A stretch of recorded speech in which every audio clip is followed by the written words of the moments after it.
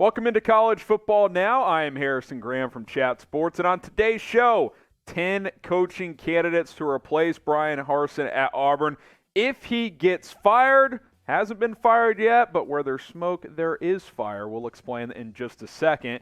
Because AJ McCarron, former Alabama quarterback, I don't know if he let this slip out or if this was intentional, but he hopped on the Ringer, Kevin Clark's show, and basically said, yeah, he's already been told he's been fired. So a lot happening down on the plains right now. Here's more from McCarron via the Ringer. He said, from my sources over there, Harsin's already been told he's done after this year. The Penn State loss, from what I've heard, brought a lot of disappointment. It's not that they lost because Penn State is ranked in the top 25. It's the way they lost. It was a bad loss for them. And really, it's been a topsy-turvy go for Bryan Harsin since he took over last year, up and down a year ago. They blow the Bama game.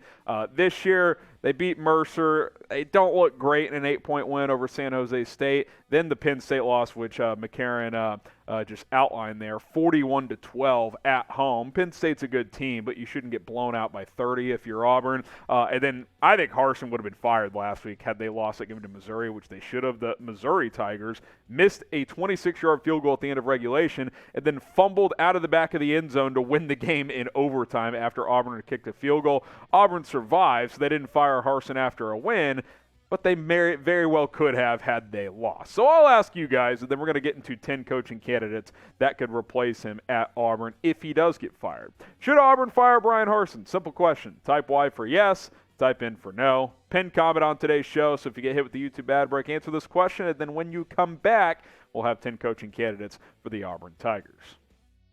Kicking off our Bryan Harsin replacements at number 10 is Bill Clark, the former head coach at UAB. And you're probably thinking, Bill Clark? Yes, Bill Clark, who saved that program after it got shut down for 2 years. Some notable alums were able to bring it back. Bill Clark comes back, takes the job back over, and did a great job. Won the conference 1 or 2 times. Now, he did retire for medical reasons, something to do with his back, but he's only 54, so if he gets past that and wants to coach again, he knows the region well. You could do a lot worse than Bill Clark. Now, maybe it's a tough sell for Auburn boosters, but at the same time, this is a guy who won with much less talent than what he'd be getting at Auburn. Now, obviously, assistant hires would be big. You'd have to get some good recruiters in there to compete with the likes of Alabama, Georgia, LSU, and the rest of the SEC, but Bill Clark can flat out coach. There's no doubt about that. At number 9, it's Dan Mullen, the former Florida and before that Mississippi State head coach who had a lot of success at Mississippi State, some at Florida before flaming out, currently serving as an analyst for ESPN. Problem with Mullen is while he's a great offensive mind and would improve the offense for Auburn, he doesn't like recruiting. At least that's the big chatter around him. So I'd probably pass for that fact. You got to recruit in this conference if you're going to keep up. It doesn't matter how good you are schematically. It's why he left Mississippi State for Florida, because he could get better players to Florida than Mississippi State. The problem is he didn't get good enough players, and some laziness kicked in, according to some rumors, in terms on the recruiting trail. That would be a concern of mine if I was Auburn. Hit the subscribe button here at Chat Sports. Our college football coverage is ramping up with the latest CFB news, rumors, coaching hot boards. Already put out a Herm Edwards replacements video for Arizona State and Jeff Collins at Georgia Tech. Hit that sub button. We're going to have you guys covered all season long.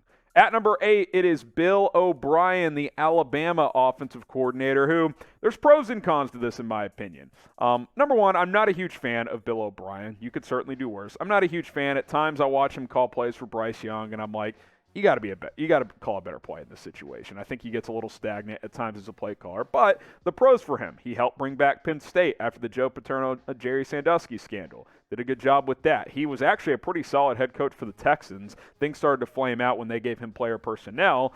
And you could poach Nick Saban's top assistant.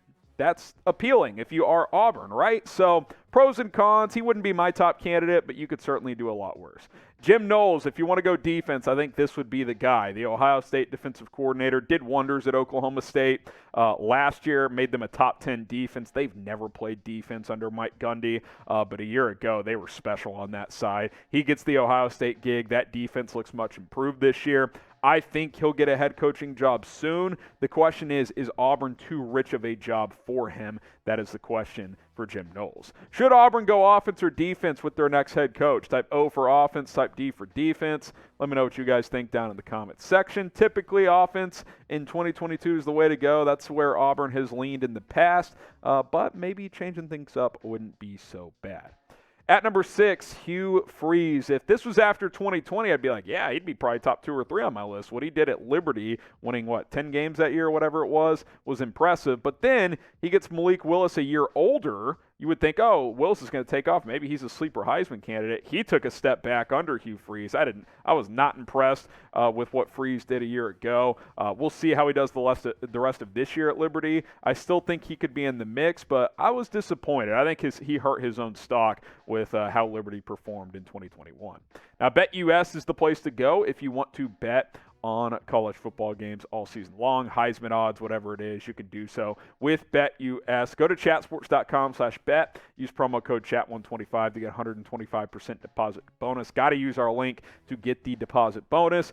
LSU at Auburn. This could be Harsin's last stand in this matchup this weekend. LSU is a road 8-point favorite. Over-under between the two teams set at 46 points. So we'll see what happens in this matchup, but the hot seat status of Bryan Harsin is only going to heat up if they lose this one. All right, let's get into the top 5 here. Mark Stoops. Listen, I'd probably have him a little bit higher, but I think it's going to be tough to poach him from Kentucky. What he's done since 2018 has been so good there. 37-17, 4-0 in bowl games.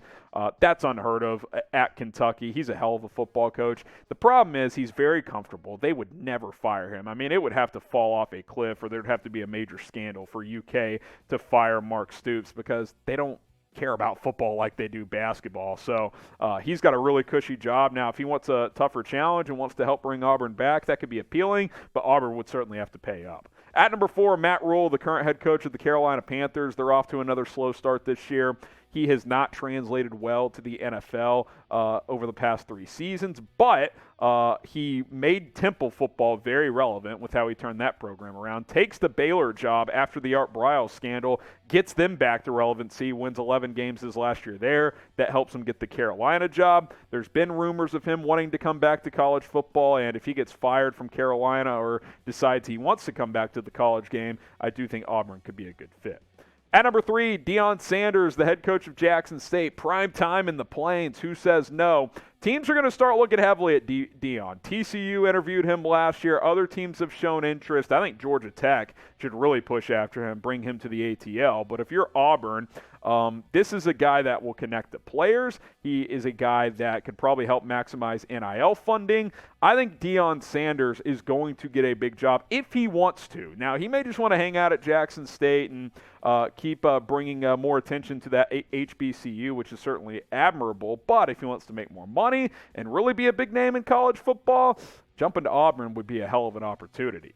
Now, should Auburn hire Deion Sanders or at least try to? What do you guys think? Type H for hire, type P for pass. Get your votes in down in the comment section below. All right, 2 more names here. Dave Aranda, the current head coach at Baylor, he took over for Matt Rhule and kept it going and then some. Won the Big 12 championship last year. They're off to a nice start this year in Waco, top 20 in the country. He's a hot name right now. USC was very interested last year before they hired Lincoln Riley.